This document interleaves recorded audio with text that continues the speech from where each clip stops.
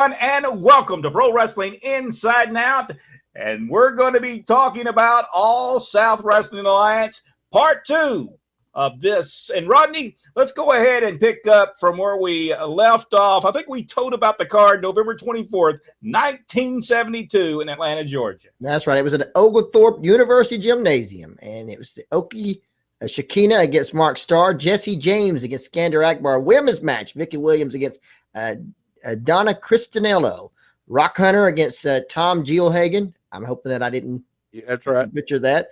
Dick Steinmore against the Assassin number 2, Tommy Siegler and El Mongo against the Hollywood Blondes, Jerry Brown and Buddy Roberts. And the main event was Ox Baker against Argentina. Now that Argentina was the Apollo card that Ann Gunkel's All South Wrestling Alliance promoted. The matches were taped with the intent to be broadcast and hosted by Ed Capperell. Now, the one thing we need to say, Ed Capperell was the host of Georgia Championship Wrestling. Yes, as being a host, he left there and he became the announcer for Ann Gunkel. It is unclear at this time, but it's believed that the program aired on a local Atlanta station sometime in December of 1972. Gunkel had been unable to secure a promoter's license to run events inside the Atlanta city limits. Now, this is how powerful Lester Welch Paul Jones was at the time, that she couldn't even get a license to promote at the time anyway, and chose Oglethorpe as her home base for live events until she was approved.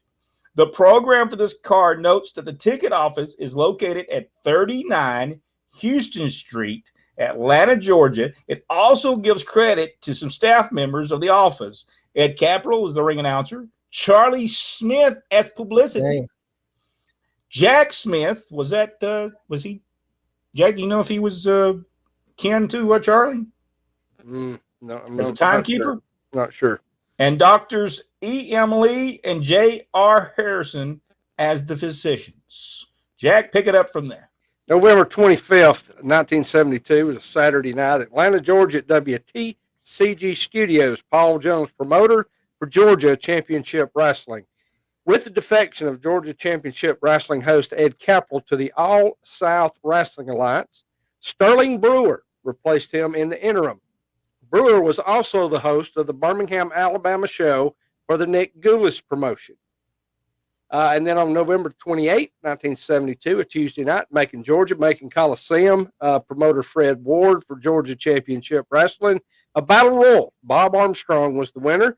Tojo Yamamoto, Doug Gilbert, Hiro Matsuda, Jack Evans, Daryl Cochran, Roy Lee Welch, Beepo, Don Curtis, Guido, Jerry Jarrett, Eddie Graham, Buddy Colt, and Carlos Montez also participated.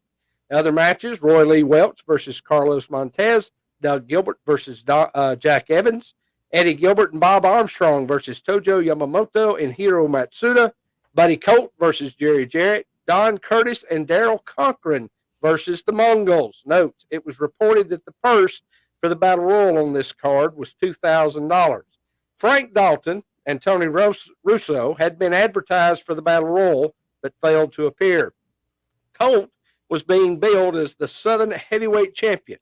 It was announced that Ward had held up the Macon Tag Team titles due to an unruly match on November 21st, 1972, between the champions Tommy Siegler and Argentina Apollo and the Hollywood Blondes Jerry Brown and Buddy Roberts.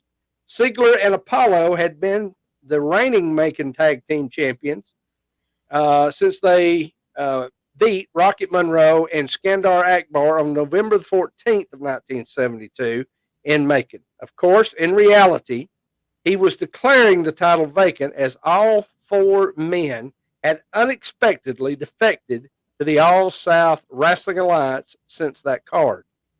You know, before Rodney goes on, I mean, look at this card. Look at the difference of people that what we don't really get is people really didn't know who these people were. No.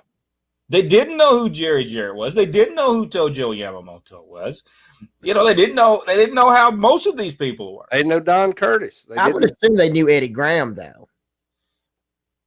Possibly they did know, and I don't know that at the time people knew Buddy Colt.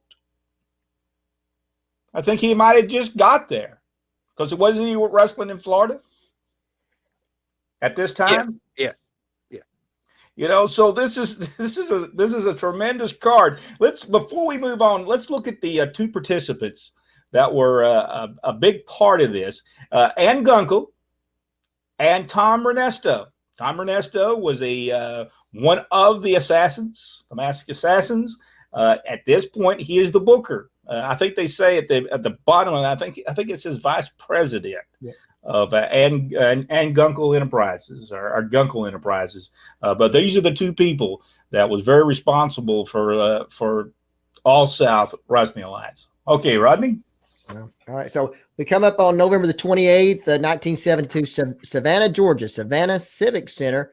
William Franklin Stokes is the promoter with All South Wrestling Alliance. The champ versus Pedro Gotti.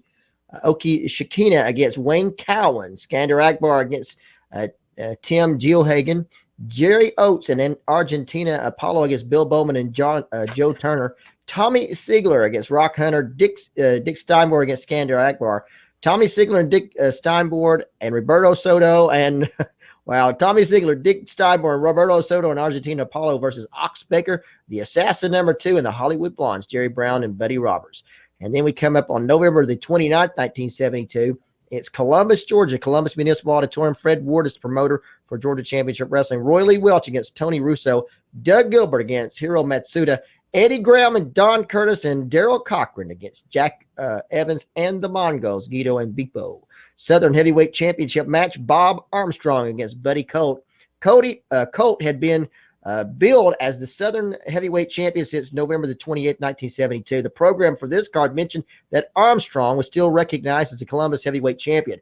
Armstrong had been billed as such since September the 16th, 1972. It also announced that Louis Tilley, billed as the United States Junior Heavyweight Champion, would be wrestling in Columbus soon.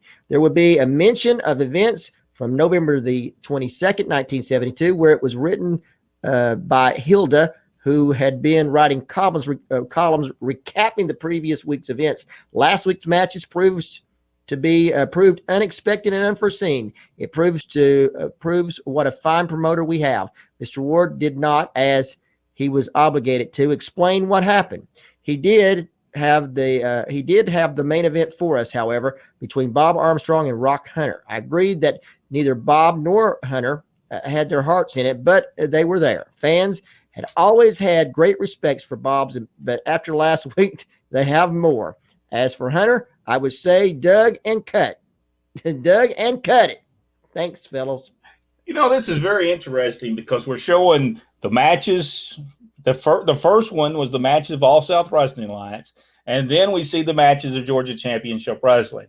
Very different in scope and such a problem for really both places. If you'll notice, they both are having problems because they're having to explain this stuff. And now we pick up again Georgia Championship Wrestling. To continue with that story, the same reporter writing, as for our promoter, at his own expense, he refunded every ticket. How much fairer could he be? Our hats off to the three great fellows, Bob Armstrong, Rock Hunter, and Mr. Ward. I can't imagine what happened. All I heard was gossip, which has to be taken with a grain of salt. If what I heard is true, a recent departed Matt Friend would be a terrible upset. As far as a fellow is concerned, let me express a fan's feelings. If you didn't care enough about us to wrestle for us, we don't need you to come from Atlanta and make trouble for our promoter. And I'm sure they were talking about Ann Gunkel in that. Yes, I think so. Yeah. All right, Jack. December 1st, 1972, that was a Friday night, Atlanta, Georgia, Oglethorpe University Gymnasium. Ann Gunkel, promoter for All South Wrestling Alliance. Bill Bowman versus Wayne Cowan. Jerry Oates versus Joe Turner. Skandar Akbar versus the Avenger. Tommy Ziegler and Roberto Soto and Argentina Apollo versus Assassin #2, the Hollywood Blondes. Rock Hunter versus El Mongol. Georgia television title match, Dickie Steinborn versus Ox Baker. It is unclear as to how Steinborn became recognized as Georgia television champion. The last reference is the version recognized by Georgia Championship Wrestling, which was last referenced on August the 1st, 1972, when then champion Ray Gunkel died, leaving the title vacant. Then on December the 8th, 1972, a Friday night in Atlanta, Oglethorpe University Gymnasium, and Gunkel promoter for All South Wrestling Alliance, Jesse James versus Rock Hunter, Tommy Siegler versus Skandar Akbar, Ted Oates versus Joe Turner, Bill Bowman versus Jerry Oates, El Mongol versus Ox Baker. Georgia Tag Team title match, Dick Steinborn and Argentina Apollo versus the Hollywood Blondes, Jerry Brown and Buddy Roberts for the title. Georgia Heavyweight Championship match, Roberto Soto versus the Assassin. Steinborn and Apollo had been the reigning Georgia Tag Team champions since they went versus Baker and Akbar on October the 20th, 72 in Atlanta. And although they earned recognition while wrestling for the Georgia Championship Wrestling promotion, Gunkel recognized them as such when they agreed to move to the All-South Wrestling Alliance. Soto had been the reigning Georgia heavyweight champion since he faced Buddy Colt on May 5th, 1972 in Atlanta. And although he earned recognition while wrestling for the Georgia Championship Wrestling promotion, Gunkel recognized him as such when he agreed to move to the All-South Wrestling Alliance.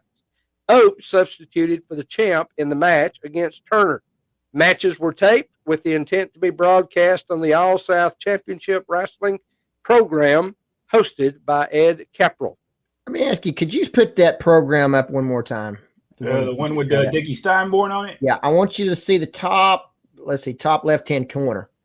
There was the National Wrestling Alliance, wasn't it? Oh, no, I'm sorry. That's ASWA, almost the same. It is their logo. It's the same. It was the same logo, the NWA logo, except they changed the A and the S. I see. At first, I thought it was NWA. That's the reason I wanted you to put that back. But did they change that later on this one? No, it's still there. No, it's still ASWA.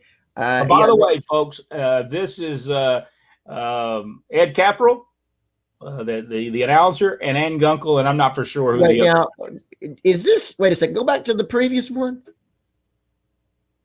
Okay, I know. I just thought that I saw Ann Gunkel on the front of every page of the program there, which I've accused her of many times. Okay, Rodney, let's go ahead and go through it. All right, so we come up on December the 30th, 1972. It is Saturday at Atlanta, Georgia WTCG Studios. Paul Jones, promoter for Georgia Championship Wrestling. Gordon Soley, who had been hosting a television host of televised wrestling in Florida for many years, began his long run as host of Georgia Championship Wrestling on this episode. He was with the company through July 1984. January the 2nd, 1973, Tuesday, and the Macon Coliseum, Macon, Georgia. Fred Ward was promoter. Jack Evans versus Roy Lee Welch. It's a women's match. Joyce Graver against Peggy Patterson.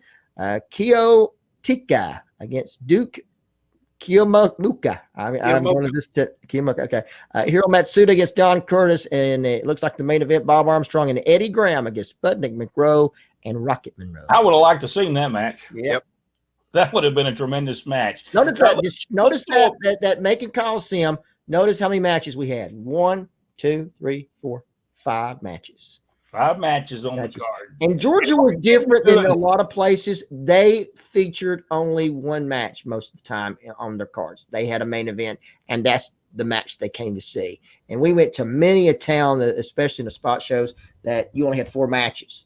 One main event, and the rest of them were, they were good matches. They filled the time in, but the thing that people came to see was like what we saw in Rome, Georgia, many times, Wrestling 2 and Dick Slater.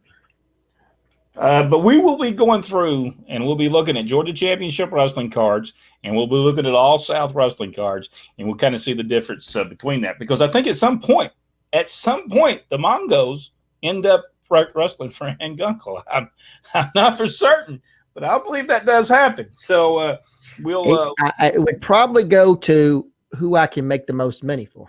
That's what I would figure. Probably so. Let's look at a picture real quick before we get off of here. I want to look at a picture of Ray Gunkel. Here's Ray Gunkel right here. And we just found out just the other night, did not know this, that he had a brother. It was Dick Gunkel, wasn't it? Yep. We did not know this. In 1959, we have a program of him wrestling on the main event. Dick Gunkel was on the main event. So we'll talk about that as well on another program. And while we're at it, let's look at this card. Here's a card at the Oglethorpe Gym. Wrestling tonight at 8:30. Main event, mask at stake. The Assassin #2 against Dickie Steinborn. Main event, tag team match. Ox Baker and Skandar Akbar against Argentina Apollo, evidently, but they must have not wanted. They must have paid by the word.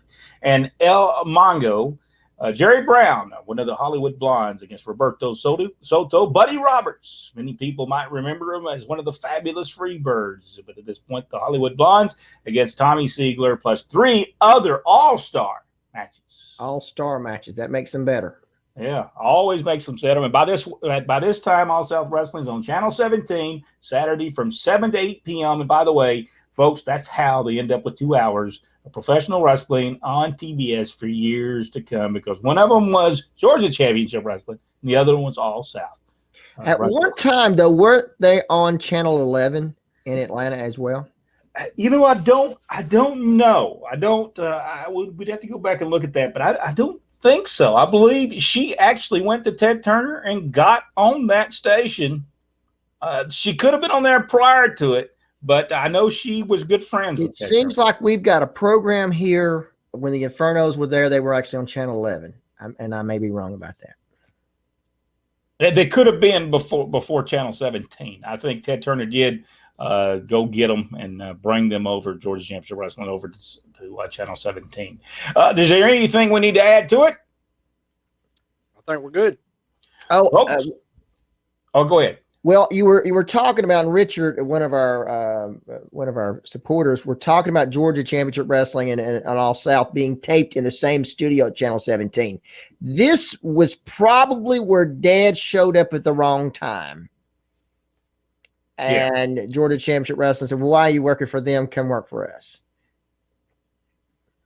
Could have been. Because I remember the story. That would make sense of why it was that they were in the same building. Which I know they ran the same buildings.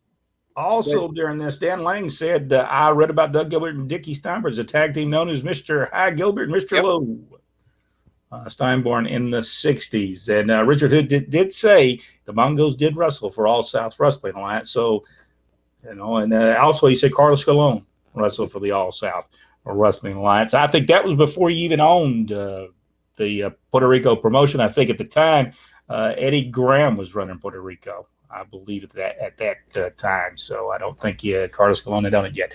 All right, folks, if you enjoyed this video, give us the big thumbs up.